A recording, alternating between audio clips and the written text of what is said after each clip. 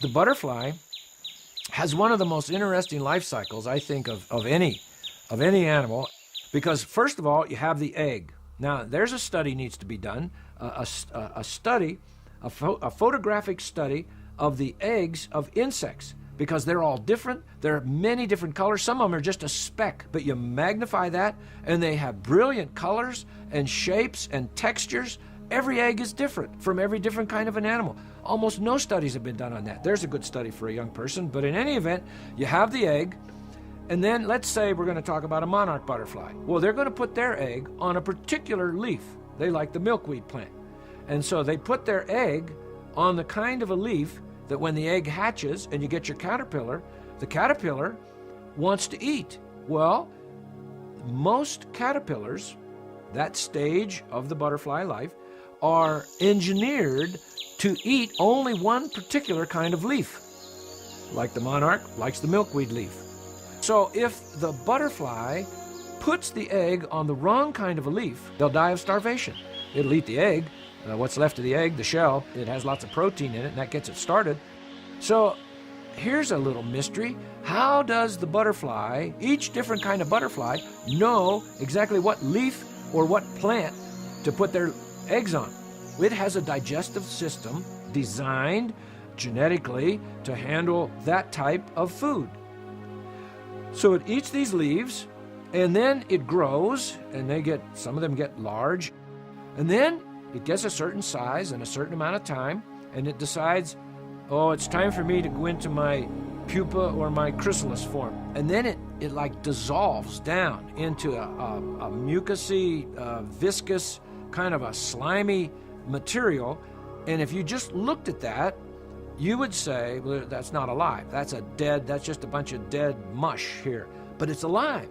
And it has a certain genetic bit of information going on it, which is different than the caterpillar had. So now we have like genetic information number 2 system. And while it is in this chrysalis form, a lot of things are happening. And that slimy matter in there is making itself into a butterfly. There's a name for that, and the name is metamorphosis. It comes from the Greek term. So a butterfly goes from being this caterpillar into the chrysalis, which is like nothing, and then in that, somehow another genetic system takes over, and here emerges a beautiful butterfly. When the butterfly is getting ready to hatch out of the chrysalis, the hard outside layer, it begins to change color. And it goes from a dark color to it's almost transparent. And you can actually see through that, and you can see the beginning colors in the wings of the caterpillar inside of that. And that, once that really begins, it only takes about 12 hours or so. But then when the butterfly just completely breaks out of there, that's only a matter of about 2 minutes. And here it comes, and it emerges out like a miracle from that slime. Look what we have now. And then, of course, it can't fly immediately, so it has to get itself ready, and its legs are kind of have to unfold and come out. Its wings are all tied up, and then it starts pumping blood into the wings and expands the wings, and the wings will dry out. But it has to be 80 degrees or above for the little butterfly to fly. And then it knows, oh, I can't eat leaves anymore. It doesn't go over and try to use its proboscis to start chewing on a leaf. Now it has the genetic information to digest nectar.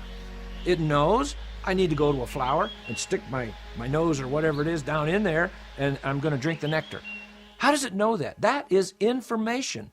And evolution has no explanation whatsoever as to how you can put information into a system. Chemicals don't have information. They're just chemicals. How does it know where to go and what to eat? Where to go? There's a good question. How does it know to fly? I mean, it has been crawling around on a plant as a caterpillar, and it didn't fly, didn't even think of flying, but now it's a butterfly. Why doesn't it just keep crawling around on the plant? How does it know, I'm now a butterfly, I can fly? and then it takes off. How does a monarch butterfly know where to go when it flies almost 2,500 miles from Canada down into Mexico for the wintertime, or in Southern California? Somehow they tag some of these little things. I don't know how they do this, but they've traced some of these butterflies. These monarchs migrate up to 2,500 miles, maybe a little more than that. How does an insect know, okay, it's time for me to head south? And then it knows where to go, and it knows how to get there. How does a butterfly fly into the wind? We ask a flight expert that's an insect flight expert, how does a butterfly fly into the wind?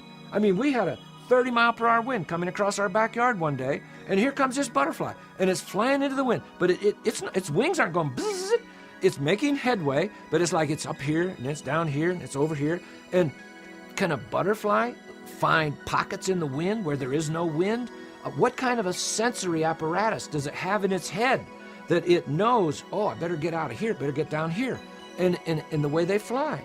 There's some mysteries that maybe would help us with flight if someone could figure that out. Just thinking about a butterfly and all that it goes through to become a butterfly, through those 3 stages with different genetic makeups, it is a delightful, thoroughly educational, beautiful piece of artwork that our great Creator has done.